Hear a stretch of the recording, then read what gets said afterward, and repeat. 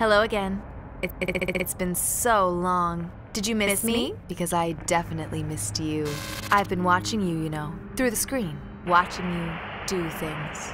Don't be shy. It's okay. I'm here for you. It's so great we get to spend this time together, just you and me. How did I do? Was it perfect? Now it really can be just us. And look, dinner's already served.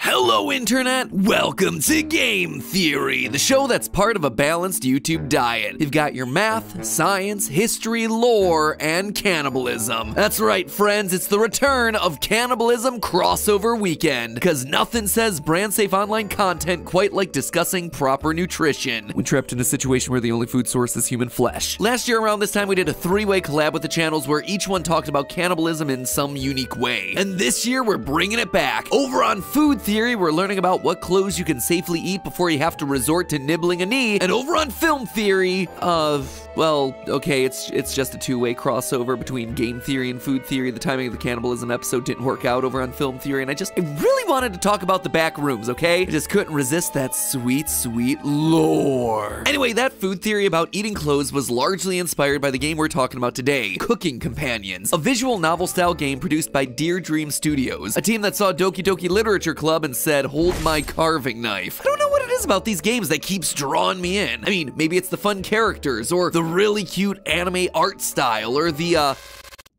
yep, that one. It's definitely the scary hidden lore. And boy, does Cooking Companions have lore intrigue for days. On the surface, it appears to be a story of 5 characters trapped in a remote cabin with no supplies, eventually forced to turn on each other in order to survive. Now, that alone would be pretty darn bleak, but bit by bit, we start seeing hints to an even darker backstory. Secret notes in the bathroom, locked doors in the basement, bones under the floorboards, nightmares that suggest the sins of our past, and hints that this same scenario has played out thousands of times before. So who are we really? What horrors have happened inside this cabin? And seriously, why are we being stalked by a team of talking vegetables? I mentioned that one, right? The talking vegetables? No? Yeah, that's a thing too. So I hope you're hungry, because I've got some freshly carved lore all ready to serve up. First, since this game has been criminally underplayed on YouTube, let me catch you up. Like most visual novels, you play as the unseen protagonist, and you start the game in a cabin with your 4 friends: Innocent Mariah, eager Anatoly, compassionate Gregor, and Karen. Who's a Karen? Last time I was in here, I asked for an almond shape. An almond shape, and I got something else. So if you just do what I ask, that would be great.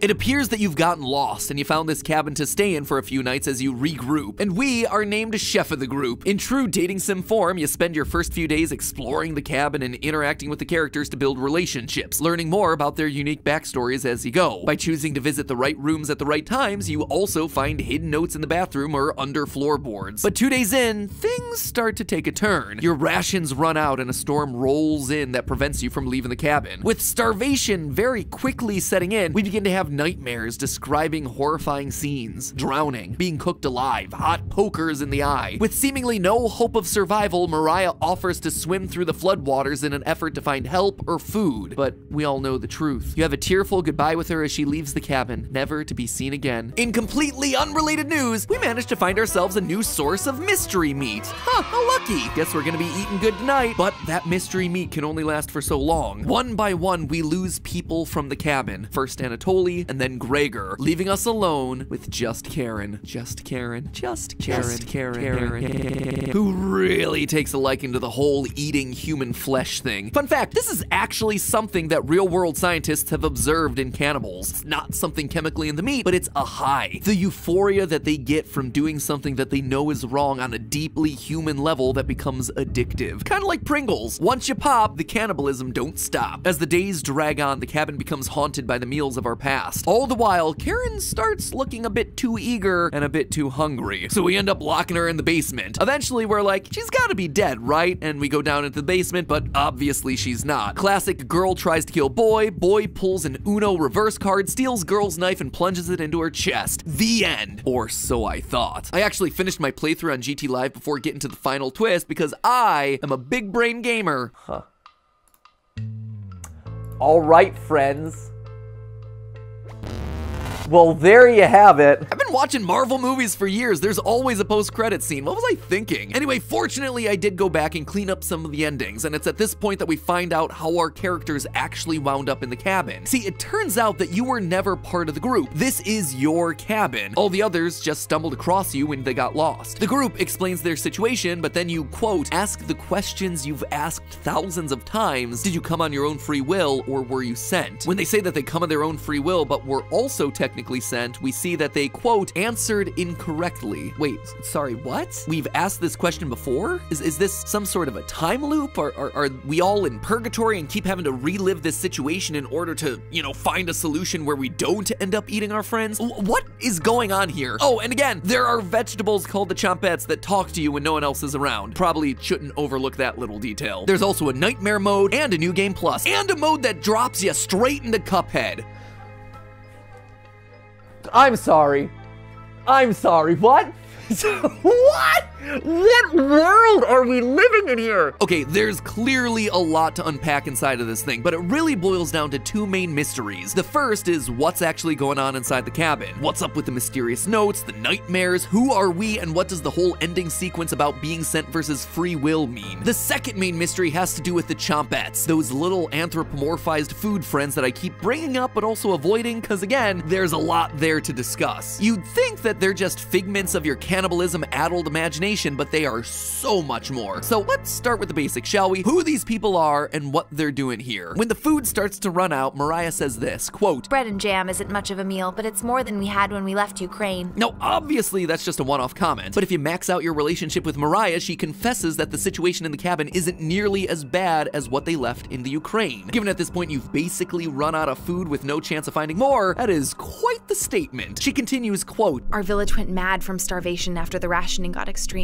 Parents sending their children to orphanages instead of letting them starve at home. It was terrible. Absolutely terrible. Eventually, we decided we needed to escape, so we stole supplies until we had enough for the journey. To keep our spirits up, Gregor described it as a vacation. You don't usually face death during a vacation, though. It also gets brought up by Karen again in the final battle, saying repeatedly that she should have never left Ukraine. And it's at this point that I'd like to mention the giant elephant in the room. While yes, I'm making jokes about cannibalism in this game, none of it is to make light of the situation that's currently happening over in the Ukraine right now, or honestly, Ukraine in the past. Sadly, this is a part of the world that's had to deal with a lot of horrific and tragic events, some of which we're actually about to discuss as part of the context for this game. It is pure coincidence that Cooking Companions came out, and only months later the country is now suddenly embroiled in war. This is not meant to make light of anything happening there. I'm making this video to talk about a cool new game with very interesting lore made by a team of passionate creators who made something that I just want more people to know about. And thanks to their game, I became more aware of the folklore and history coming from that part of the world. And as a result, I've grown a greater sense of appreciation for the people that are currently being affected by the terrible violent actions that are happening. In making this video and sharing it with you, I'm hopeful that you're able to take away some of that too. Our hearts are with everyone who's been affected, all the families that have been displaced or torn apart. So if anything in this video inspires you to help the people in that region of the world, we're linking to relevant charities down in the description that are helping the refugees right now. Back to the game though, it's also worth noting that Ukraine isn't the only real world location mentioned. Like any good indie horror title, there are hidden clues scattered throughout which come in the form of handwritten notes that you can only have access to by exploring the right rooms on the right days and by clicking certain interact options multiple times. It is not easy to find this stuff, but when you do find them, 2 mention Zakopane, a little Polish town about 186 miles or 300 kilometers from the Ukrainian border. We also get more location hints thanks to the appetizer edition of the game, a standalone Cooking Companions experience released a few months prior to the main title. In it, you get quizzed by the chompettes on general trivia, all with hints of that sweet, sweet lore. One of the questions, for instance, asks us where we are, and the correct answer turns out to be the Tatras Mountains, a forested mountain range that sits between Poland and Slovakia. And wouldn't you know it, but just north of the Tatras Mountains is none other than the little town of Zakopane. Combine that with Mariah's comments about needing to escape from Ukraine, and it seems very clear that Mariah, Gregor, Anatoly, and Karen are Ukrainian refugees. But refugees of what? If you follow Anatoly's romance line instead of Mariah's, you end up learning that his dog died when he was 6. This dog apparently meant a lot to his father as it helped helped him find food during, quote, the war. Obviously, there are a lot of wars, so which one could he possibly be talking about? Well, it appears to be World War I. You see, we're told in the extras menu that Anatoly is 25. With World War I being between 1914 and 1918, that would mean the game likely takes place between 1933 and 1937. And all of this lines up with the very real, very tragic event in the history of Ukraine known as Holodomor. Holodomor is a famine that took place in Soviet Ukraine between 1932 and 1933. Its name is a term derived from the Ukrainian words for hunger, holod, and extermination, more. And it was just as brutal as Mariah describes. To grossly oversimplify the events here, dictator Joseph Stalin aggressively seized control of the farmland and personal property of peasants in order for it to be controlled by the communist Soviet government. This collectivization movement failed due to government disorganization, which destroyed rural economies and led to massive food shortages across the country. When peasants started to rebel against these policies in Ukraine, especially in provinces that had previously fought against the Red Army during the Russian Civil War, Stalin decided it was time to crack down and assert control by creating blacklists of towns that wouldn't receive the government-controlled food. Police were also sent to ransack homes and take anything that was edible: crops, personal food supplies, pets. In the end, at least 5 million people died of hunger resulting from the Great Famine, at least 3.9 million of which were Ukrainian. And much like our characters in Cooking Companions, the food situation got so bad that people had to resort to cannibalism in order to survive. A doctor wrote in 1933 that she had not yet become a cannibal, but was, quote, "not sure that I shall not be one by the time my letter reaches you. The good people died first. Those who refused to steal or to prostitute themselves died. Those who gave food to others died. Those who refused to eat corpses died. Those who refused to kill their fellow man died. Parents who resisted cannibalism died before their children did," end quote. So it seems like our four cabin friends are refugees running away from the Holodomor horrors that are happening over in the Soviet states. But that then leaves the question of, who are we? Well, let's just think about what we do know about our character. We're a cannibal that lives in some cabin in the forested mountains of Poland and Slovakia. We also know that we're hideous to look at, if our four companions' reaction to us when we first arrive is anything to go by during that twist ending. We also ask this really random, really specific question about free will versus being sent that apparently has itself a right and wrong answer. So I started there with that very specific question and immediately got back information on a supernatural being called the Baba Yaga. A character from Slavic folklore, so we're in the right part of the world, who lives in a remote cabin, check again, often described as an old hag with a deformed appearance. Again, just like our hideous appearance in the game. She's also known to cannibalize the visitors to her home. Ladies and gentlemen, we have ourselves a bingo. And here's the kicker. Baba Yaga is known for asking that specific free will versus scent question. Apparently the correct answer for that is, I am here 75% of my own free will, 65% by compulsion, which, if you do the math, totals up to 140%, so I don't know, maybe she needs some math classes in addition to the chompettes teaching her cooking classes. In fact, the more you look at the game, the more we find connecting us back to Baba Yaga. Sometimes her cabin stands on chicken legs, and wouldn't you know it, but we can find a chicken bone in the bedroom underneath the floorboards as a little Easter egg back to that original story. Not only that, but Karen is actually designed to look very similar to another character from Slavic folklore, Vasilisa the Beautiful, a girl that finds Baba Yaga in the woods during her own story. Even our nightmares between days of the game point to stories that involve the Baba Yaga. The second dream we get about being shoved into an oven closely follows the Russian folktale Ivanushka, where a boy refuses to be cooked in Baba Yaga's oven and instead tricks her into showing him how, trapping her in the oven and cooking her alive. So there you have it. We are the Baba Yaga, a cannibal that feasts on those that are lost in the woods. And our latest victims are an unlucky group of refugees running away from a famine in their home country. Except it's still not quite the whole story. In nightmare mode of Cooking Companions, we get this line: you lost more of your humanity. They actually use it multiple times, but if we just lost some of our humanity, that then implies that we had humanity to start off with, right? We're not just some evil supernatural force, we're a human possessed by a supernatural force. And the game seems to back this up. After Mariah leaves the cabin, we have a dream about desecrating a corpse. Then we wake up in a different room than when we fell asleep, having some sort of mystery meat. This happens again when Anatoly leaves the cabin. We dream about putting his glasses aside and cutting him up. Suddenly, we wake up with more meat. The game tells you explicitly on a few occasions that you've been sleepwalking, which the Chompette Potato confirms in more detail. Quote, "In the first week with the red-haired woman and the others, where did you sleep? If I can be honest, it was truly horrific to witness. You would routinely collapse in the middle of the hallway, sleepwalking into walls. walls, or worse, going down into the basement. This proves that our non-folklore dreams, the ones where we chop people up, were not only real, but happening while we were asleep. We weren't fully in control of our actions, and something is keeping us alive beyond what's normal. The Chompettes do seem to believe that if you're killed, Karen will take over the cabin, implying that the spirit of Baba Yaga can be passed from person to person in order to protect the cabin and the spirits that reside in it. So that just leaves us with one final question. How did we end up with the power of Baba Yaga? If we were potentially going to pass it on to Karen if we lost the final battle, then wouldn't it make sense for us to have gained it from someone before us? Well, fear not, dear theorists, because I'm pretty confident that I know how we got here, and it has everything to do with the most iconic characters from the franchise. Characters that you'll notice I still really haven't mentioned all that much today. I'm talking, of course, about the Chompettes. More specifically, I think Potato is the key putting this whole thing together. He feels like the odd one of the group, not wanting to participate in the other Chompettes games. He knows a lot about the caloric needs of the human body, and he gives off some strong murder vibes. Let's just call it a hunch, or maybe the fact that he gives us a secret recipe explicitly called slaughter stew. Could he have been the previous Baba Yaga? The answer to that question is gonna have to wait until part 2. I know, it's frustrating, but the Chompettes come with a lot of mysteries that merit a full episode unto themselves. So why don't you chomp on that subscribe button and stab the notification bell to make sure you don't miss that video when it comes out in a few weeks, because some meals are just better cooked long and slow. And hey, while you're waiting, click on over to our brand new food theory that was uploaded literally right now, where we talk more about cooking companions, or I guess more accurately, how to avoid becoming a cooked companion. Could you instead eat your clothes? The next time you say you'll eat your hat, should you do that? Can you make boot soup? What about Crocs? I hear those things are edible. Link is on screen right now, so if you're hungry for more, that episode should hold you over nicely. And as always, my friends, remember, it's all just a theory. A game theory! Thanks for watching.